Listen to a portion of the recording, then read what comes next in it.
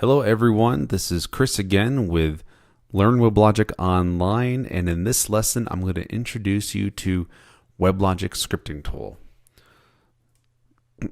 So you've already seen some examples of WLST throughout this course. We've sampled it a little bit. We've dabbled in some of the commands in some of the lab exercises. We've used it to connect to WebLogic and we've used it to connect to a node manager and perform startup and shutdown of some of the servers. Well, let me give you some background information into what WLST is. So as you already know, WLST is a command line scripting environment where you can create, manage, and monitor domains. So we can create domains from scratch or using existing templates, like a domain template that we used in the previous lab on distributed deployment. And we can manage and monitor domains. So we can create resources. We can create things like servers and JDBC data sources, JMS servers. We can deploy applications like we've done during the application deployment lab.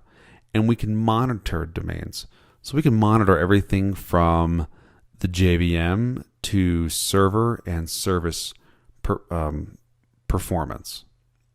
So essentially anything that you can see through the admin console, you can pretty much do through WLST and then some. And it's based on Jython, which is really Python inside a Java interpreter. So if you're familiar with Python and Python syntax, then learning WLST should be a snap. In fact, you should be able just to look at the command reference for WLST and be able to understand pretty quickly what the functions can do and how to write scripts supporting them, how to write scripts using them. If you're not familiar with Python, then don't fret. I'm going to introduce you to some sample scripts, and it's not that complicated, as we're going to do some very simple administrative tasks using WLST. But if you're going to spend any amount of time scripting, I highly recommend getting a reference book on Python or learning Python. There's some great tutorials online, free tutorials online to learn Python.